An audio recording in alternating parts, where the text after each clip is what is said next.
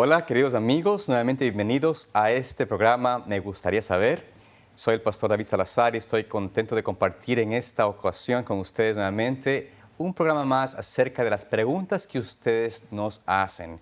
Este programa es muy especial para nosotros aquí en el Ministerio de Secrets and Sealed porque nos permite conectarnos con ustedes, conocer sus pensamientos, sus preguntas, sus inquietudes y deseamos, por la gracia de Dios, poder contestarlas de acuerdo a su palabra. Queremos invitarles a que escriban a tv@zoomtv.org. Allí pueden ver en su pantalla la dirección en la cual ustedes pueden enviar sus preguntas y les prometemos que haremos todo lo posible para responderles correctamente y conforme nos permite el tiempo. Tenemos muchas preguntas en nuestros almacenadas, un poquito archivadas y queremos llegar a ellas, así que les agradecemos que tengan paciencia para poder contestar sus preguntas. En esta ocasión quiero compartir con ustedes, presentar a nuestra querida compañera en esta ocasión, Kelly Miranda. Bienvenida, Kelly, nuevamente a este programa. Kelly, para quienes conocen a Kelly, ella es nuestra directora de las redes sociales, quienes se comunica con ustedes. Además de esto, ella es esposa de nuestro querido amigo, el pastor Daniel Miranda, quien él es el pastor asociado de la iglesia de Fresno y también nos acompaña y nos ayuda aquí en el Ministerio de Secrets and Sealed. Él junto con el pastor Bor a veces están aquí, pero no siempre pueden estar porque pues también ellos tienen que viajar, a veces de invitaciones, y nos impiden tenerlo todo el tiempo. Ustedes espero que comprendan esta limitación, pero agradecemos de que ustedes nos acompañen, nos sintonicen y podamos disfrutar de tiempo juntos en el estudio de la palabra de Dios. Con eso en mente vamos a, Kelly, si te parece, comenzar con una oración, si podemos orar en esta ocasión. Listo, oremos. Padre amado, te damos gracias por esta hora que nos das para estudiar tu palabra juntos. Gracias por las personas que han enviado sus inquietudes, sus dudas, sus curiosidades y que nosotros podamos estudiar esos temas y compartir lo que hemos aprendido con todos nuestros amigos, todos nuestros hermanos. Y al compartir queremos invocar tu presencia con nosotros, pidiendo que sea tu Espíritu Santo guiando cada respuesta. Amén. En nombre de Jesús pedimos. Amén. Amén. Gracias, Kelly. En este momento vamos a compartir una pregunta que nos hacen, nos envía. En realidad esta pregunta fue, tratamos de contestar la introducción a la pregunta en la última sesión que tuvimos junto también con Kelly. Y la pregunta es acerca de la explicación o que nos expliquemos Romanos 7, 14, 25 y Mateo 12, 31, porque estos versículos, de acuerdo a nuestro hermano José Miguel Sánchez, él menciona de que aparentemente a simple vista pareciera como si tuviésemos una carta abierta para poder hacer nuestra voluntad y cómo podemos interpretar estos versículos para evitar caer en esta clase de confusión. Así que vamos ahora a analizar ya un poco más sobre estos versículos en manera directa. Kelly, si nos puedes dirigir entonces. Listo, vamos a comenzar leyendo esos pasajes. Vamos a Romanos capítulo 14 y vamos a leer desde el capítulo 7, versículo 14 al 25. Y dice: porque sabemos que la ley es espiritual, mas yo soy carnal, vendido al pecado. Porque lo que hago no lo entiendo, pues no hago lo que quiero, sino lo que aborrezco, eso hago. Y si lo que no quiero, esto hago, apruebo que la ley es buena. De manera que ya no soy yo quien hace aquello, sino el pecado que mora en mí. Y yo sé que en mí, esto es, en mi carne, no mora el bien, porque el querer el bien está en mí, pero no el hacerlo. Porque no hago el bien que quiero, sino el mal que no quiero, eso hago. Y si hago lo que no quiero, ya no lo hago yo, sino el pecado que mora en mí. Este versículo es importante. Así que queriendo yo hacer el bien, hallo esta ley, que el mal está en mí. Porque según el hombre interior, me deleito en la ley de Dios, pero veo otra ley en mis miembros, que se rebela contra la ley de mi mente y que me lleva cautivo a la ley del pecado que está en mis miembros. Miserable de mí, ¿quién me librará de este cuerpo de muerte? Gracias a Dios por Jesucristo, Señor nuestro. Así que yo mismo con la mente sirvo la ley de Dios, más con la carne la ley del pecado. Interesante estos versículos que forman una base para inclusive una doctrina que se presenta muy a menudo en nuestros alrededor, en nuestros entornos cristianos. Este concepto de que, aquí Pablo está diciendo, según mucha gente dice, ¿no? Afirma de que lo que quiere hacer con su mente, que es servir a Dios, a la final de cuentas no lo puede hacer porque él tiene una ley dentro de su cuerpo que le obliga a hacer el pecado. Y cuando uno lo lee en esa base, en ese contexto, con esa óptica, diríamos, claro, no hay otra manera de hacer vivir, sino vengo al Señor un día a la semana, adoro a Dios en el deseo de mi mente, pero en la práctica no puedo servir al Señor, vivo en el pecado. Esta es la manera de mucha gente comprender, ¿no? Y decir, si ven, voy a vivir con mis males, con mis defectos, con mis pecados, con mis concupiscencias, y voy a vivir hasta que me muera, hasta que Jesús venga, porque no puedo cambiar. Bueno, pero gracias a Dios que Pablo no nos deja allí. Exactamente. Lo que nos da a entender es que este capítulo 7 nos habla de la experiencia de un hombre inconverso. Es una persona no convertido. Y lo sabemos por los versículos que siguen después de este capítulo. Correcto. Y antes de que leas los versículos, otros dos, hay algo interesante, porque a veces las personas toman específicamente en el versículo 25, quienes se cierran en este sentido, dicen, mira, pero ahí dice él justamente, gracias a Dios que a Jesucristo, porque puedo servir con mi mente a Dios y con la mente del cuerpo al pecado. Entonces dicen, si ves, da gracias a Dios por eso. Pero en realidad no está diciendo eso.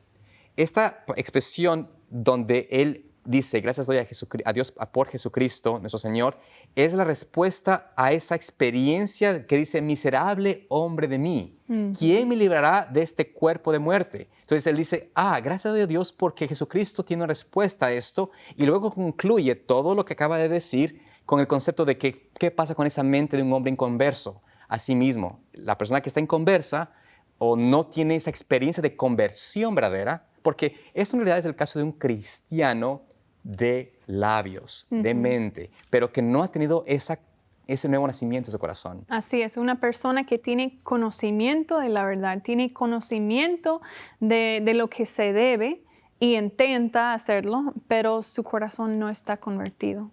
Tiene esa convicción de que debe cambiar su vida, esa convicción, y tal vez ha tenido una experiencia de lucha, de pecado, ha tenido ese encuentro emocional con Cristo. Dices, yo quiero un Salvador, yo quiero salir de mi experiencia de pecado, pero porque no entiende lo que significa la conversión o no ha querido dar su voluntad, como hablábamos aquí en la otra ocasión, en realidad la experiencia es miserable.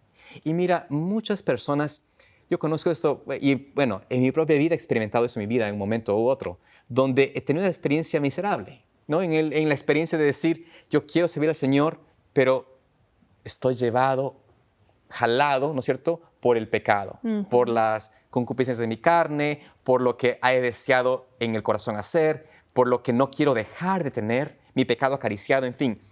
Sin embargo, ahora sí vamos a la respuesta. ¿Cómo entendemos esto? La respuesta se encuentra en los siguientes versículos. Tú lo puedes leer. Listo, vamos con el versículo 1 del capítulo 8. Dice, ahora pues, ninguna condenación hay para los que están en Cristo Jesús, los que no andan conforme a la carne, sino conforme al Espíritu. Porque la ley del Espíritu de vida en Cristo Jesús me ha librado de la ley del pecado y de la muerte.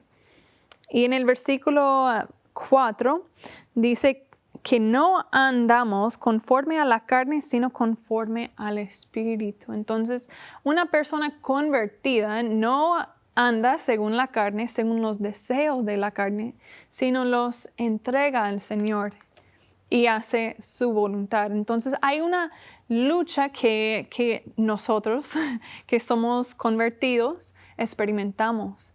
Y es que estamos luchando para cumplir con la voluntad de Dios. No estamos andando conforme a la carne, sino conforme al Espíritu. Entonces el Espíritu nos indica qué es el buen camino y qué no. Y nosotros con nuestra voluntad y el poder divino andamos en el camino correcto.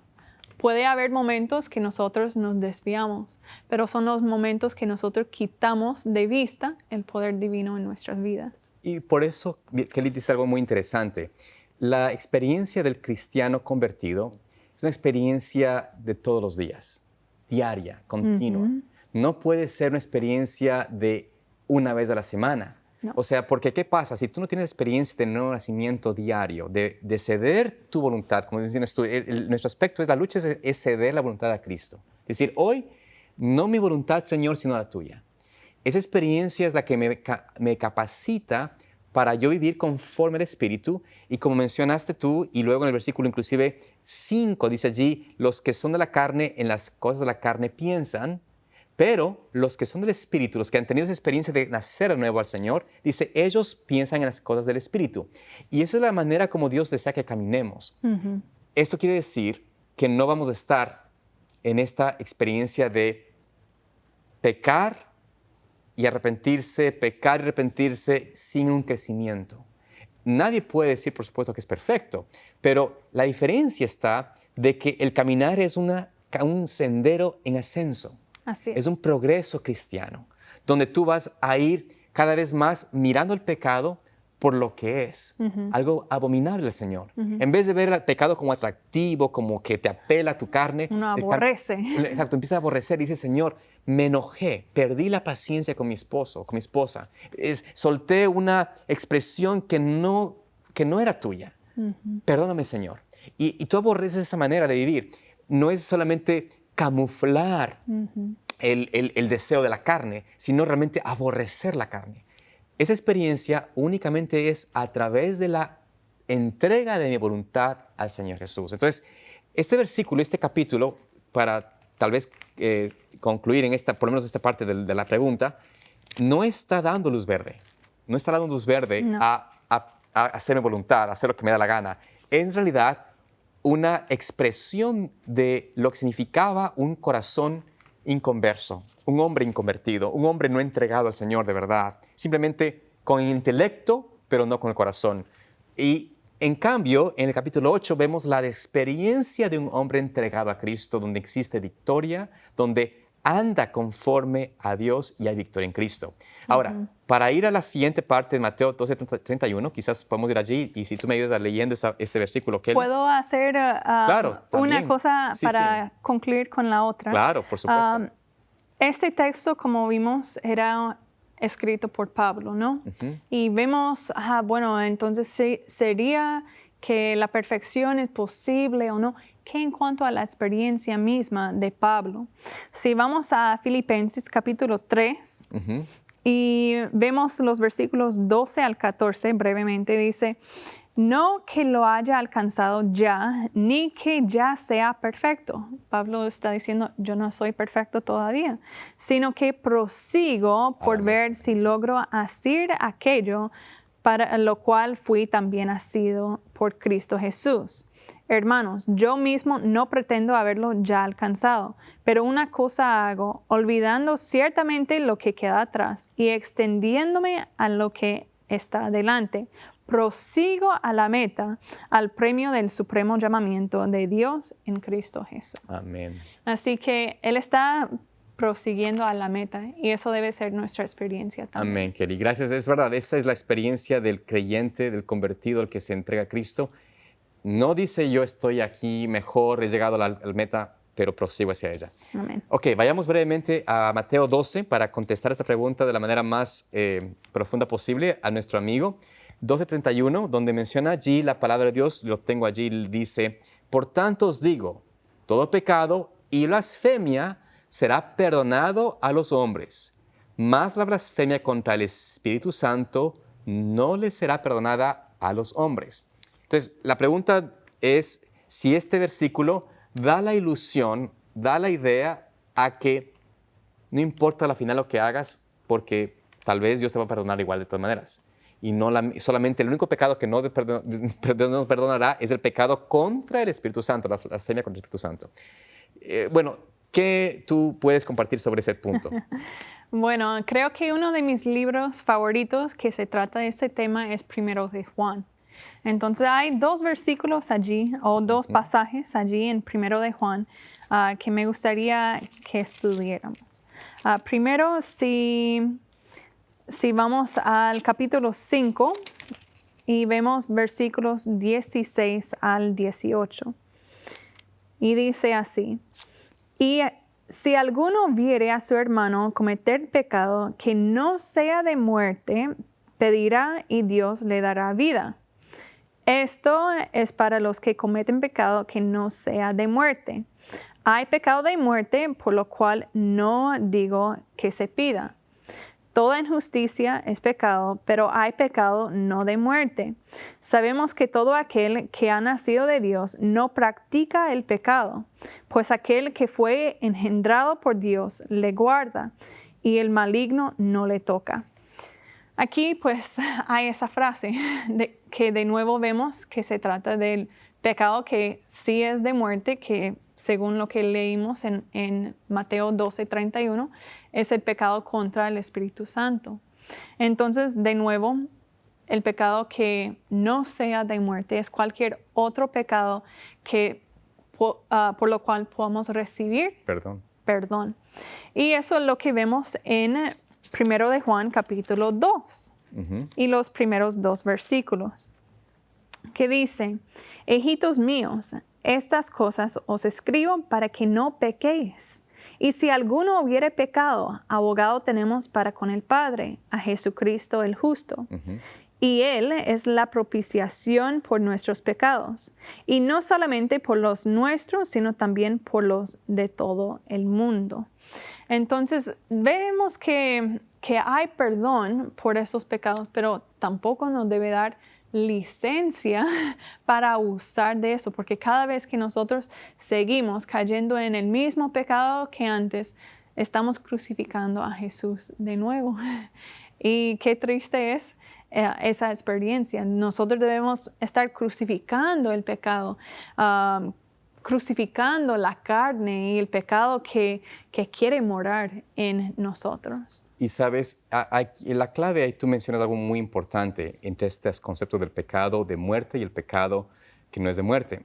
En realidad, todo pecado a la final conduce a la muerte, ¿no? Entendemos de que todo pecado nos separa de Dios y nos llevaría a la muerte, pero el aspecto aquí es, como tú mencionas, los pecados, cuando yo sigo cayendo en el mismo pecado, en el mismo vicio de toda la vida, yo tengo que ser una cosa es justificar ese pecado.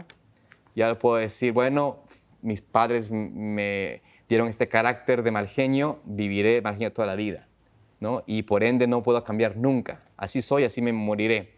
Pero en realidad estás justificando un pecado que al decir eso estás en realidad yendo contra la influencia del Espíritu Santo que te dice, tú puedes, si te entregas a Cristo, cambiar. Entonces, cuando tú en realidad sigues viviendo una vida de pecado mismo, el mismo pecado continuamente, estás yendo o estás hablando contra la voz del Espíritu Santo que te dice, abandona el pecado, huye de él.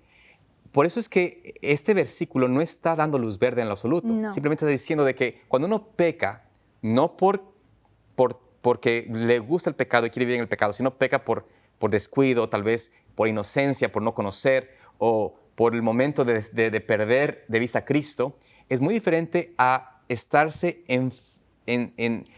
aferrando a un pecado, quizás enfrascarse en seguir adelante en una acción, en una condición, en un continuo hábito de pecar, que a la final te va a llevar justamente a tener el pecado imperdonable, porque vas a olvidar, a rechazar la voz del Espíritu Santo a tal punto que no va a poder hacer más por ti. Entonces, es esta la relación que hay. No quiere decir, por supuesto, en ningún sentido de que, bueno, no importa y voy a seguir pecando porque Dios me va a perdonar. No. Está hablando de que la persona que peca continuamente por voluntad propia, por deseo de pecar, rechaza la voz del Espíritu Santo. El contexto de lo que menciona Jesús en el capítulo 12 de Mateo era justamente en el contexto, si leemos todo el capítulo, ¿no? El tiempo no nos da para hacer este estudio, pero si nuestro amigo lo puede leer y estudiar, Jesús estaba hablando allí contra los fariseos que en su corazón estaban luchando contra la influencia del Espíritu Santo que les decía, Jesús es el Redentor. Y empezaban ellos a tener que inclusive decir, este saca demonios por Belcebú. O sea, a tal punto de que Jesús le dice, ustedes están, o sea, no entienden la realidad. Están yendo en contra del Espíritu Santo que les dice y les declara que quizás el que está frente a ustedes es el Cristo. Entonces, hay que comprender de que esto no es una licencia o un deseo de Dios decir pueden pecar y perdonamos cualquier cosa. No, simplemente está diciendo de que Dios, claro, perdona al pecador, perdona los pecados que son de arrepentimiento, que los lleva a uno al Señor a arrepentirse, pero si uno continúa siguiendo en una posición de pecar y de rechazar la voz de Dios que te dice, abandona tu camino de pecado, eventualmente tomarás o harás el pecado imperdonable, el pecado que es de muerte, que no podrá ser, ¿sabes?, perdonado por haber ido en contra del Espíritu Santo. Así que muy bien, creo que tenemos, no sé si tienes alguna otra. Sí, yo tengo veo que tienes algo más. un texto más. Claro, comparte. Gálatas 5 y versículo 24. Que dice que, pero los que son de Cristo han crucificado la carne según sus pasiones y sus deseos. Si vivimos por el Espíritu, andemos también por el Espíritu. Así que Dios nos ayude para que nosotros podamos crucificar la carne, crucificar esas pasiones y realmente aborrecer el pecado, Amén. ¿no? Porque no podemos pecar hasta que Cristo venga. Cuando nosotros creemos que eso va a ser nuestra experiencia, Cristo va a decir, yo no los conozco. Ya no más, no los conozco, es verdad. Que Dios nos ayude en esa experiencia. Creo que esa respuesta, por supuesto, aborda lo que hemos estudiado y creo además que con esto podemos tener la certeza de que el Señor no nos da luz verde para pecar.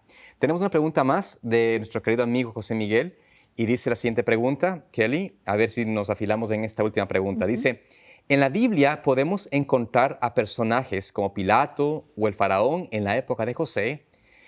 Pilato el primero tuvo que aceptar la crucifixión de Jesús para que la profecía se cumpliera.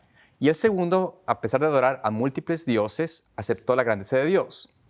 Pregunta él, ¿personajes como estos tienen la posibilidad de ser salvos? Es una interesante pregunta porque habla de dos personas en particular y quiere hacer esos como ejemplos para ver si es que hay otros en la Biblia que pueden ser salvos. A ver si podemos brevemente en estos minutos que nos quedan contestar la pregunta, Kelly. Primero vayamos al caso de Pilatos, ya que menciona a él. Pilatos pudiese ser salvo. ¿Qué te viene a tu mente en esta experiencia? Yo sé que tú has estudiado esta parte. ¿Qué nos dice la experiencia de la palabra de Dios en cuanto a Pilato? Bueno, en la experiencia de Pilato vemos que él cumplió un papel importante que llevó a Jesús a ser crucificado. Vemos que él tuvo conocimiento, tuvo una oportunidad de ver que Jesús era una persona inocente.